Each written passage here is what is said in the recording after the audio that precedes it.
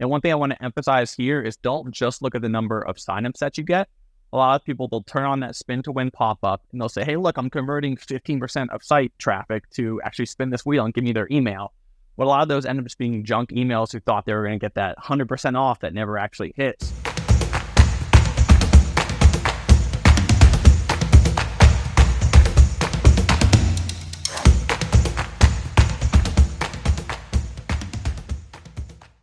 Well, hello, and welcome to another edition of the E-Commerce Evolution Podcast. I'm your host, Brett Curry, CEO of OMG Commerce, and today have we got a show for you. We're talking about email and SMS, both top tests you should be running, so some things we've learned recently, some of our top tests that we think you need to test as well. Plus, and I love this topic, how email can make every other channel better. So you're running YouTube ads, you're running Facebook ads, you're testing landing pages, you're doing stuff on Kickstarter, you're doing all kinds of other stuff. How can email and SMS make all of that better? We're going to dive into it. And my guest today is the man, the myth, the legend, our resident email and SMS expert. But he's not just an email and SMS expert, he's an e-commerce expert. My guest is Nick Flint from OMG. So we get to hang out frequently, at least virtually. We're in different cities, But Nick Flint, what's up, man? How you doing? And welcome to the show. I'm doing good. How about you? Good, man. Yeah, I said we hang out like we live down the street from each other or something. You're all the way in Florida. I'm in Missouri. But, I think you helped facilitate some of the virtual ways that OMG Commerce team members can hang out. And I think, and I could be wrong, we have a Slack channel for cat lovers. We have a Slack channel for dog lovers. And did you create those or did somebody else create those? Someone else created them, but I am an active and avid member. And that came up because first, my dog started barking right when we were about to hit record. And then two, Brett is actually a kitten guy now. He got himself a cat. So I told him he has to hop in the OMG cat channel. I got to hop in that cat. Now, what's the name of the cat channel? Because I think people will be entertained by this. We have Cats Are the Best. And then for the dogs, it's Dogs and Their Dogs. So the WG dog and then the OG dog. Oh, man, dogs and their dogs. What is up? So, yeah, I would love to hear from listeners. And you may be like, hey, this topic is boring. Don't worry, we're moving on. Although I think most people get into this topic. Are you a cat person? Are you a dog person? Which is better? So what's interesting is that I like both, but I actually prefer if other people own them and not me. However, I'm married, an animal lover. I have 8 kids. Most of them love animals. So it's like a zoo around my house, not just because of the number of kids, but also animals. And yeah, we just got a kitten. The kitten's name is Lottie. I can't remember now why my daughter chose to name Lottie that way, but she's like at the cute stage where she's attacking everything and super small. And anyway, it's cute, but the cuteness only lasts so long. So which side of the fence do you land on, Nick? Are you cats are better? Are you more of a dog person? Are you equal opportunity?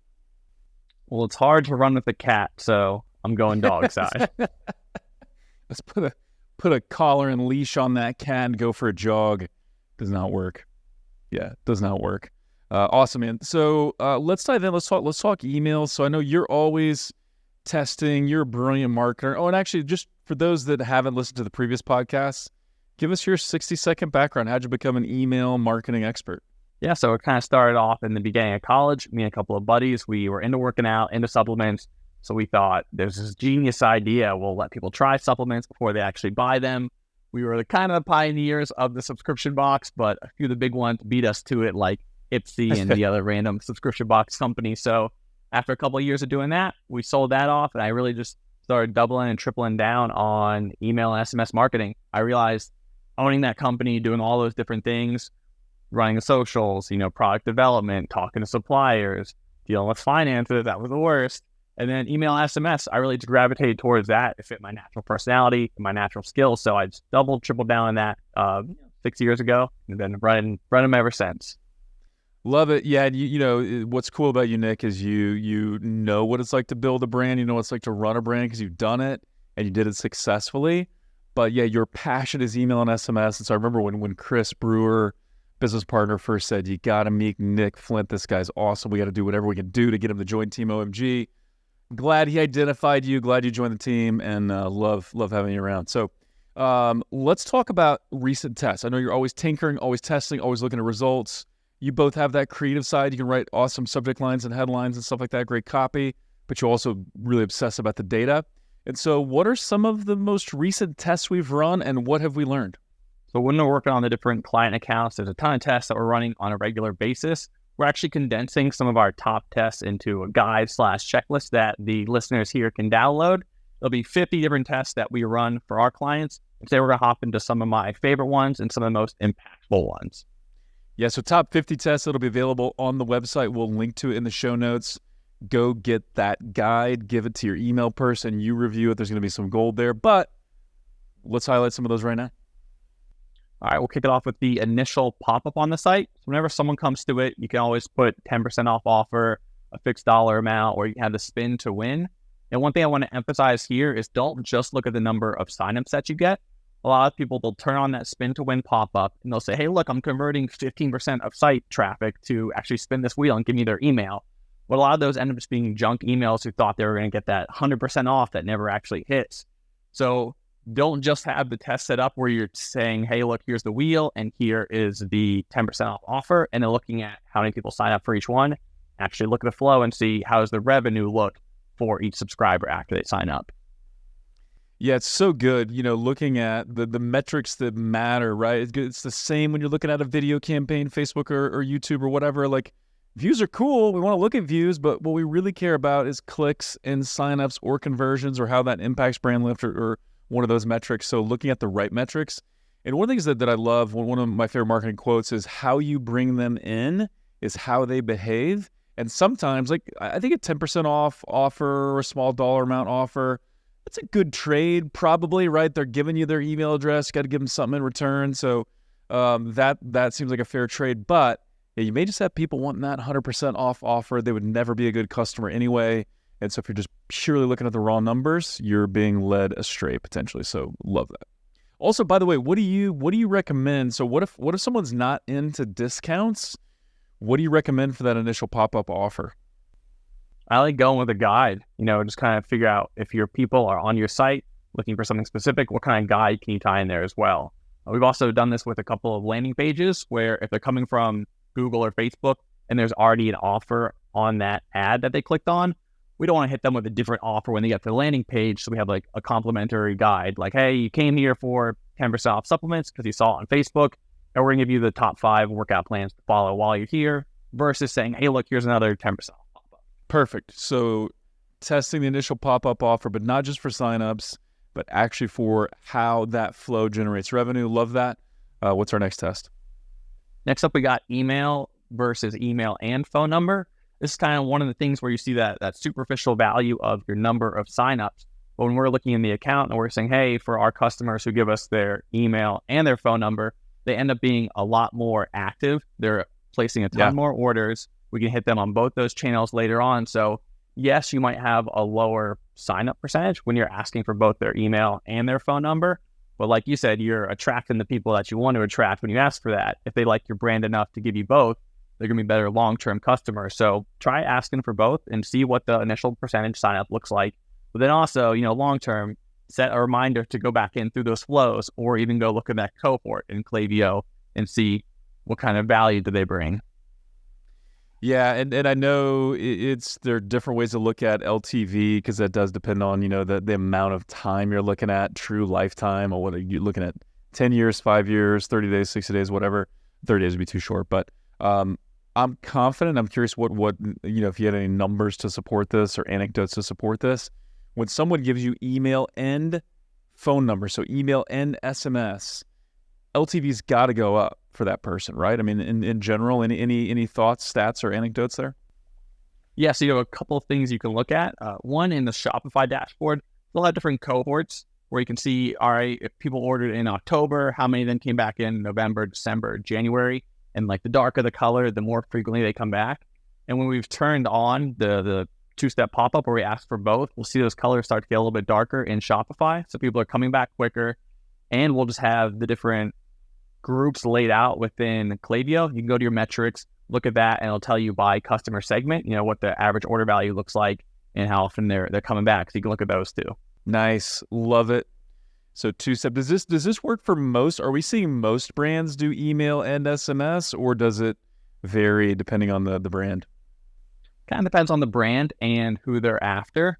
We have some like more B2B focused brands that we work with, and they're like, hey, this guy's buying equipment for his office. He doesn't necessarily need to sign up for SMS because he's on his laptop all day anyway.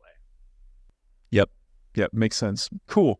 All right. So we got initial pop-up. We got asking for email and phone number. What's our next test?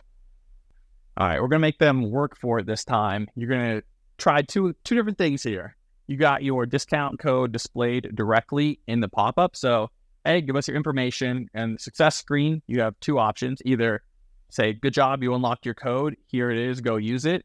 Or make them actually go to their inbox and open up that first email. You have two, trains of thought here. One, they're on the site.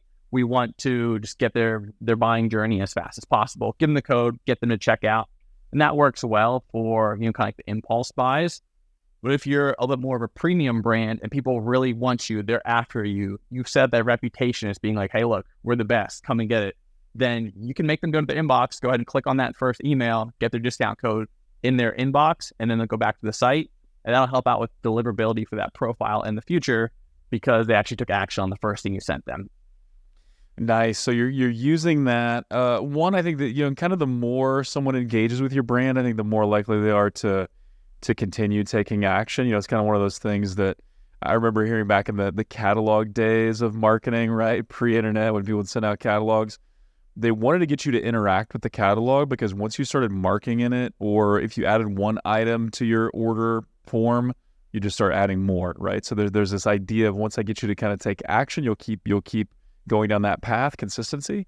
And so I like that, engage with the email because now you're kind of clicking and working a little bit. You're probably going to continue down that path. But you bring up a really good point. That also means you're much more likely for that email to be delivered to that user later, right? Because they've clicked on it, they've opened it, they're indicating to their email service provider that, hey, this is an email, this is a company who I want to get emails from. And you can get a little more granular with it too and use that initial email to your advantage. So if you're a clothing brand, you sell men's and women's clothing, they sign up the pop-up, you say, perfect, go to your inbox to get your discount now. You can actually see which button they click on, shop men's or shop women's. You can go ahead and tag them in Klaviyo at that point saying, hey, look, they signed up, they got their discount, and then right off the bat, they clicked on the go shop men. So we're going to mark them as interested in men's clothing. You can talk to them differently. Gets you a little more data about that person right away. But again, you got to kind of weigh it, right? Is this more of an impulse purchase and you may have too much drop off if you have them take extra steps, or is it more of a premium and you want them to take extra steps that actually increases the likelihood of conversion? So you got to measure it, you got to test it, which that's why we're saying it's one of the top tests. So, all right, what do you got next? Showing prices on your campaigns versus making them go to the site and see them. I've seen this, go both ways for different brands. Sometimes if we show the price and it's higher than they're expecting, they don't even click on the campaign at all. Sometimes if they don't know what the price is, we make them go to the site. Once they're there, they're like, all right, now I really want this. Now that I've read the description, I've seen the images on the site, I read some of the reviews. So practice hiding those prices versus actually showing them and see what the different clicks look like there. Yeah, I love this principle so much. We think about this a lot in terms of YouTube. So as an example, there's a certain type of YouTube ad where you can run product listing ads or shopping ads right by that YouTube video. And the thing about Google shopping ads or product listing ads is they show the price. Now, same thing we found to be true there. If the price is less than what people expected, right, where it's like, whoa, that's a really good value, then showing the product listing ads to a brand new customer, maybe before they've watched very much of the video, can really work. Right now they're watching the video and they're saying, oh, these prices are cheap, I want to learn more about it.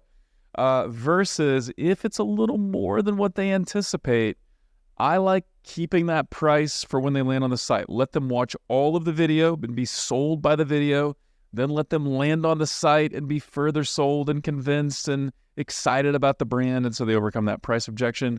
And same principle here, right? If I look at the email, I just see a picture of the item, the shirt or whatever, and I don't get a lot of details about it, I may never click. But if you leave that out, I may click, and then once I interact, I got to have it. So love that. Totally worth testing.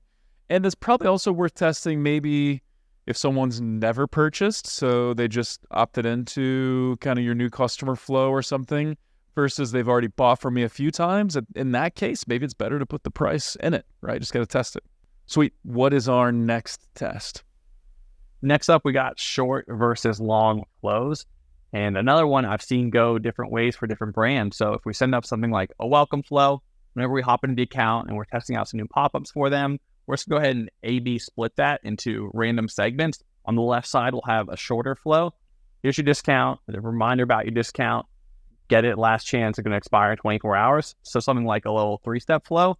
And on the right, we'll see that longer path. So a little bit more education here. So we're going to give them the discount. We're going to pull in some customer reviews. We're going to tell the brand story. We're going to highlight different features about the product. Hey, last call for your discount code. There's 5 different emails in there. So what ends up converting better, just having that little short and sweet on the left side, or on the right, if we talk about it more, they need more hand-holding to get them to convert. Yeah, and are you finding something similar there where we talked about before, like impulse purchase versus long consideration cycle? Like if it's a higher price point, I'm really, deliberating on it a little bit versus something that's just easy to purchase. Does that usually help dictate or inform long flow versus short flow, or what have you seen there? It kind of depends on the product, not as much on the price point. A lot of times they're kind of tied into each other. So if it's a higher price point product, there is more kind of back and forth comparison, shopping different brands around. But sometimes it's education based. So if it's something new and novel and people need to kind of understand what it is, you might want to have the longer flow in place to kind of educate them on. One thing that kind of pops to mind that I've seen recently on TikTok a lot is the Pop Darts game. It's like little darts and they're sticky and they land on the table. But that's like, it's not like a brand new invention, but it's a new thing that people kind of need to know and learn about versus something like a water bottle. You know what a water bottle is already. You don't need to be educated on it. Right.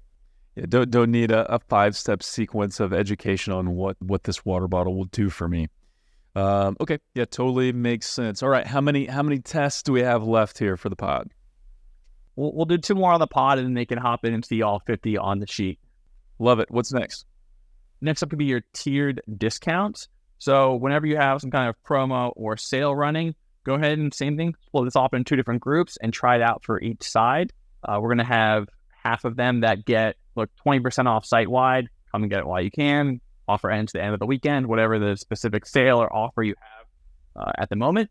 And the other half, the A/B test, we're going to have a tiered discount. So 10% off of 100, 20% off of 200, 30% off 300, and see, does that actually end up having a higher average order value? If you put that tier a little bit higher, so they add a couple more things to the cart, was that worth it? Or should you stick to the fixed price from then on?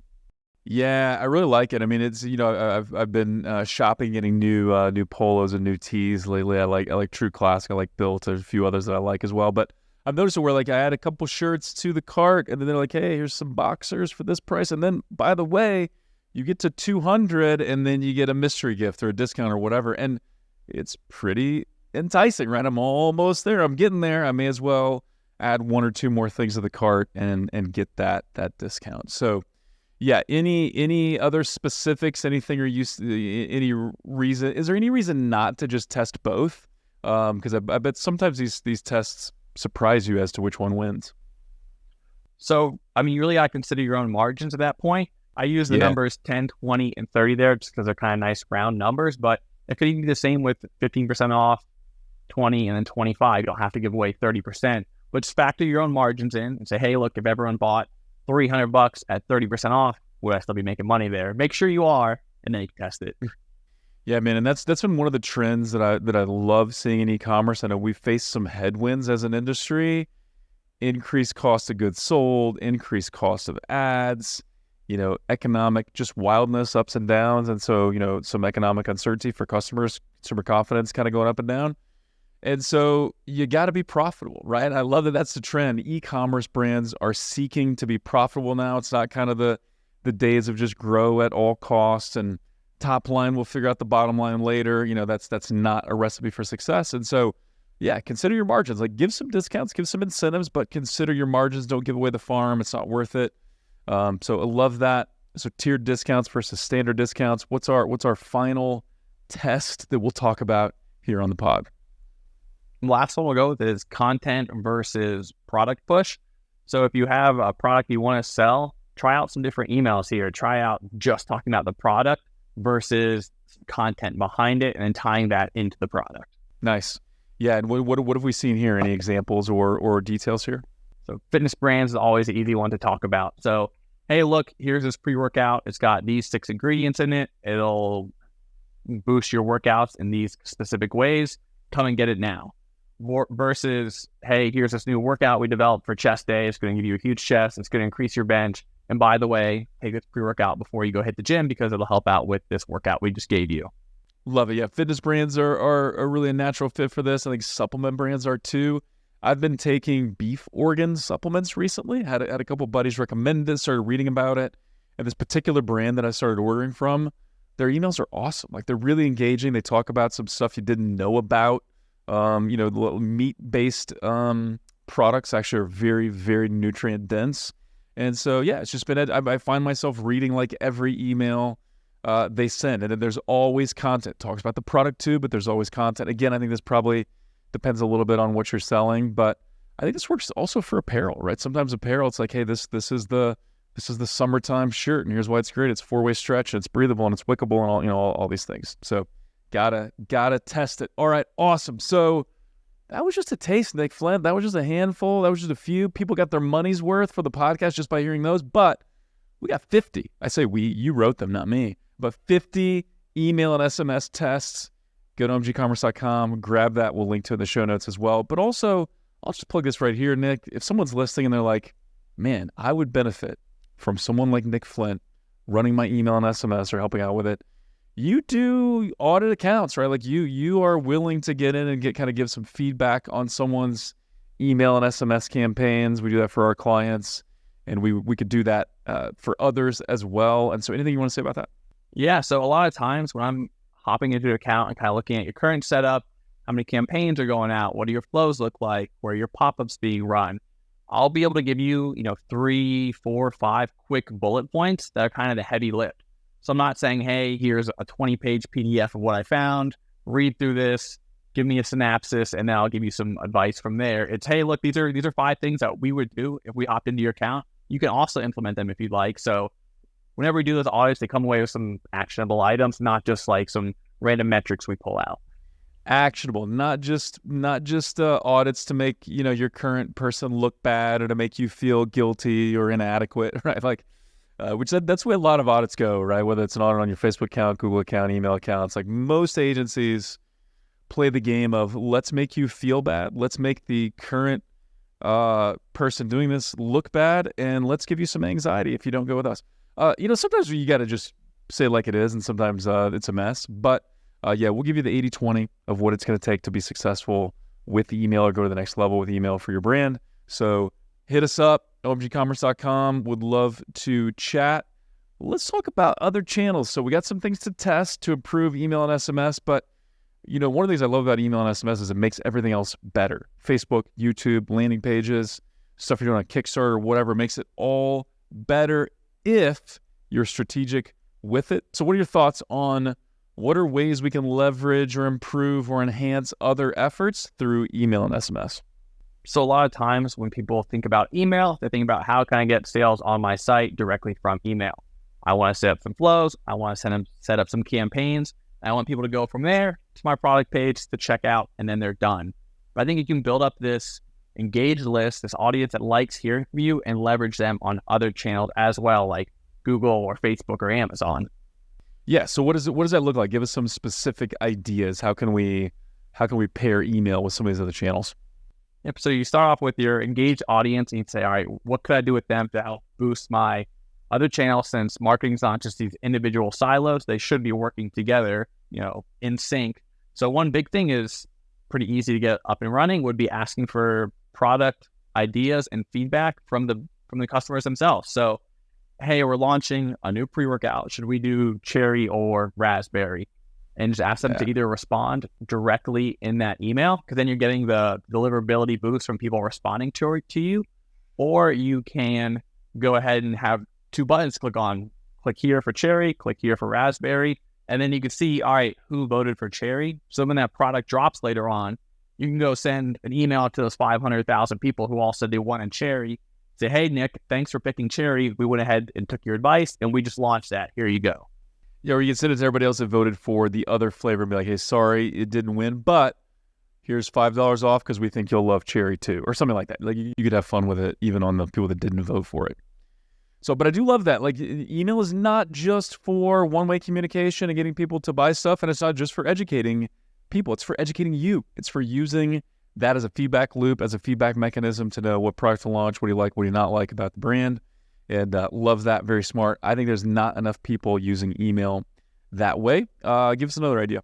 So if you have an reviews integration set up that links in with Klaviyo, something like Shopify reviews or Stamped, you can see who has left you a 4 or 5-star review and who was happy with you.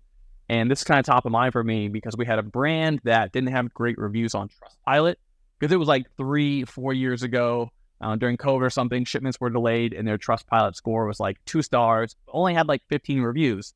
And on their site, they had hundreds of 4 and 5-star reviews. So what we did is we took that audience saying, hey, look, these people, they like us. They told us they liked us. So we sent an email saying, hey, if you love our products, can you leave us a review on Trustpilot as well? We made sure we didn't violate any of Trustpilot's little random rules like incentivizing it. There was no incentives there. This is all organic. And people who liked our product, they also went over to Trustpilot to talk about it. And now when people search for that brand on Google, they'll see a good score there. So that could be helping out with other sales channels too. Yeah, I love that, asking for reviews. What about some ideas for Amazon, right? So we've got a thriving Amazon department at OMG. We help sellers and brands grow on Amazon, but how can we leverage email, if we're trying to launch on Amazon or if we're just trying to improve on Amazon? What are your tips there? So this is kind of a full company strategy. If you want to have both an Amazon channel that's thriving and your own D2C site, you have to have kind of balance between the two of them. I know a lot of people, they prefer people shopping on their regular site because they can see their information. They can go ahead and retarget them later. They really own that customer versus sending them to Amazon. But Amazon's a huge, powerful channel too. So if you're a company that has both channels up and running and you launch something new on Amazon, go ahead and use your existing list to send people there to really make that launch successful and help it skyrocket in Amazon rankings for your categories. Yeah, that's a little bit risky, right? You may want people to purchase from your store, better margins there potentially. So sending customers to Amazon can feel a little bit risky, but most shoppers are considering Amazon anyway, and there's a lot of benefits to getting that initial acceleration of sales on Amazon. It's going to help your ranking, going to help your momentum, just like Nick said. So I think it makes sense. I think for most brands, if they're established and they've got a thriving D2C business and they've got a good email list and then they launch on Amazon, we usually want to hit that list, at least part of that list. Hey, consider purchasing on Amazon, consider reviewing on Amazon, and that can help you get launched much faster on Amazon. What about something like Kickstarter, Nick? How have we seen clients use email and Kickstarter together? Exact same setup there, just like you would have a product launch on Amazon. So you have a Kickstarter campaign getting ready, you're doing all the work for it, you have your goal set that's probably undershot, so you make sure you hit your goal. Whenever that actually goes live, I know Kickstarter, I forgot it's 24 or 48 hours, they want you to hit your funding goal in that amount of time, and then you make it on their main page. So if you grow that email list and you have a new product launching on Kickstarter, you send all your email subscribers there, go buy it, you hit that target goal of your revenue for that Kickstarter campaign, boom, you're on the front page of Kickstarter, and it'll help kind of accelerate the sales there. Awesome. Love it. What are some other little tips? I want to get into kind of Google and Facebook and some other things, but what are just some other tips? How can we utilize email to get marketing assets or to get other things we need to make our marketing better? I mean, UGC seems to be a pretty big hot topic these days. You want people with your product. UGC, love it. I've seen full agencies pop up of just getting people UGC from people repping their products. Just UGC agencies, yeah. And I mean, it works, right? UGC works for YouTube, works for Facebook and Instagram and TikTok, and really anywhere you have online video, UGC, real UGC, good UGC, compelling and authentic UGC, very powerful, and I think that's going to be true forever. So what are we doing then with email to help us get UGC? So we can have a post-purchase flow whenever that product comes in.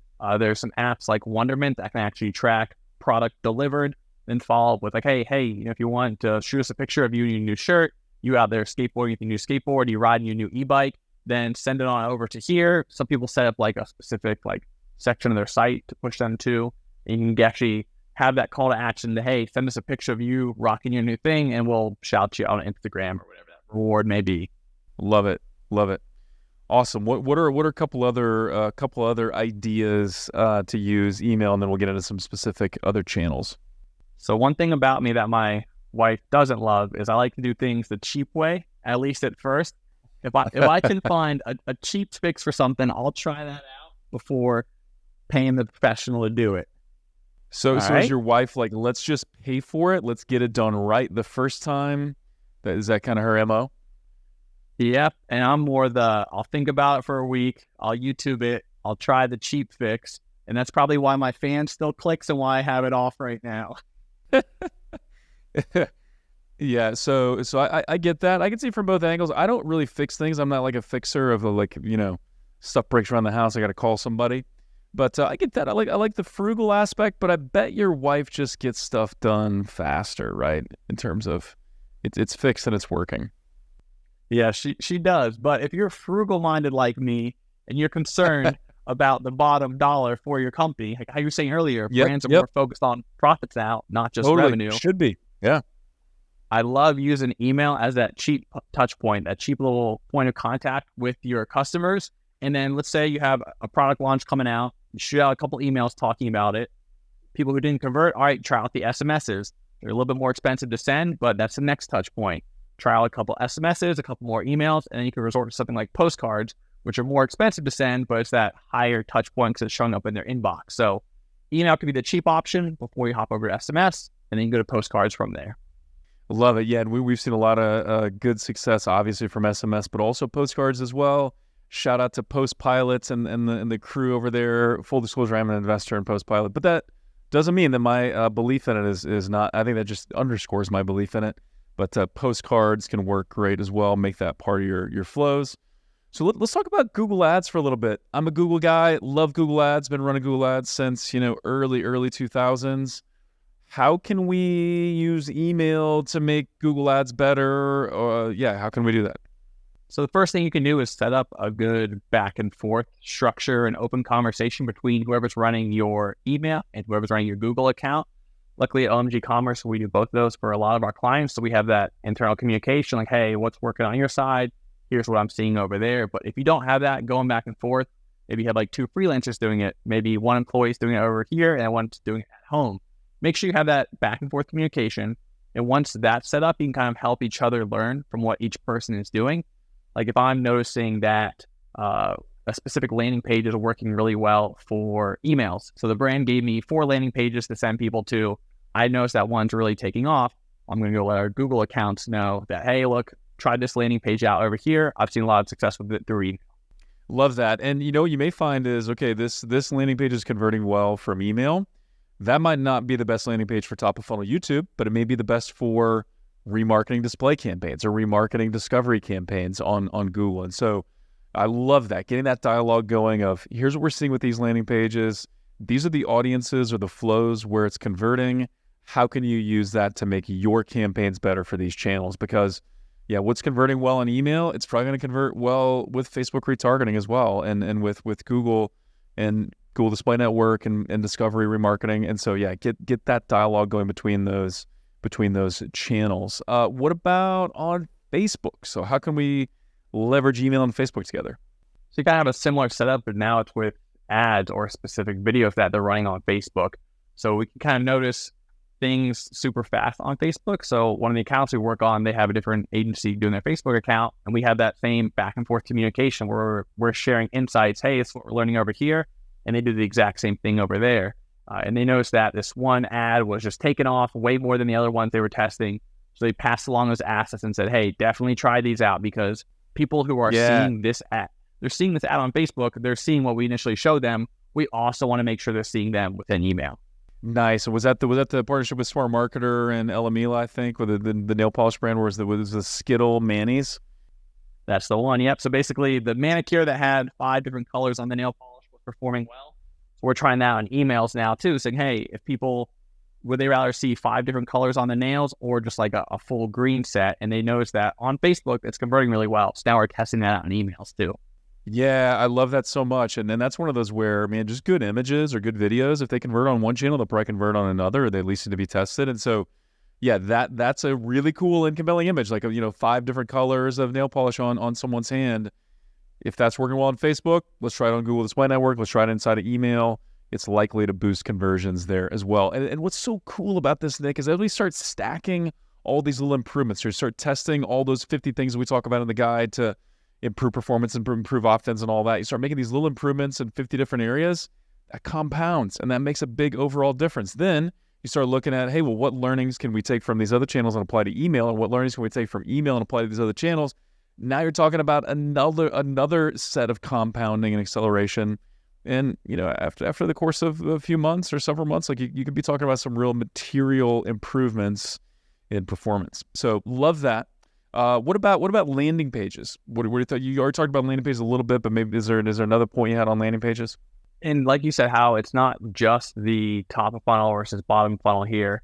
What always works on one channel is not necessarily going to work on the other, but you should be definitely looking at which landing pages you're using, you're sending traffic to, and at what point in the funnel should they be connecting with those pages. Nice. Cool. What about, I see a note here for product leads or for mystery products. What talk about that. What's that idea? So one of the hardest things for a brand to do is to get people to make their first purchase on the site. They've seen some reviews, they might follow you on social. There's been brands that I've been following for probably years I haven't bought anything from. I just haven't seen that thing to spark my interest to actually make me go ahead and place an order on the site. So we'll test out a bunch of different small lead gen type offers through email. It might be something like free shoelaces with shoes. It might be buy one water bottle, get one free. It might be an exclusive flavor drop that's coming up. And we'll see the different lists. We'll have it split off between people who have never purchased from us before and people who have purchased from us before. So that same offer of free shoelaces for if you order a pair of shoes, which, hopefully they come with laces already, but this is a bonus pair. We'll call it a bonus pair. And hey, look, when we send it to non-purchasers, they didn't really get excited about that. They didn't really take us up on that offer. But if it was a new flavor drop and we had that campaign split off between purchasers and non-purchasers, all the people who have been holding out for this long, they all hopped on that and actually placed their first order. We're going to share that with the brand saying, hey, look, when we talked about your new flavor, that was a great lead magnet. So start using that for some of your lead magnets on other platforms too. Yeah, I love it. You'd mentioned one of our clients that does mystery gifts, which I love the idea of mystery gifts. And one of our longtime friends, Groove Life Silicone Wedding Rings, I bought several over the years. They're friends of mine. And I remember one time I went to purchase and like, hey, buy this and you get a free mystery gift. Now, I'm a pretty smart marketer. I kind of know what's going on. My guess was, okay, this is probably unsold inventory that they're wanting to get rid of. But I was like, I trust these guys. I like this product. So I clicked, I bought it. My mystery gift was like a thin bezel pink ring, silicone ring. So it's like, dude, I got something for Breast Cancer Awareness Month. I got something if I'm rocking like a Hawaiian shirt or Miami style shirt. It's a pretty cool ring. But it got me. And I do wonder, something like a mystery gift, that may work better for your existing customers, getting them to buy again, rather than a brand new customer who doesn't maybe have the trust and the relationship yet. But test things like that and see what the impact is. Love it. Awesome. So I think you had one more idea, or maybe multiple if I skipped something, but talk about other ways we can kind of tie in email and our Amazon business. So one of our brands actually got really creative. I've given all the credit to them for this one. It was Everyday California. They have some really cool California gear and merch. Shout out to Chris Lynch and the gang, one of the coolest brands. If you're ever in La Jolla, California, just north of San Diego, do a kayak tour in La Jolla Shores, then buy some of their rad gear, which is I know we're helping with on the email side. So yeah, go ahead. And their campaign idea was they had a developer build a new site. They've been working on it for months.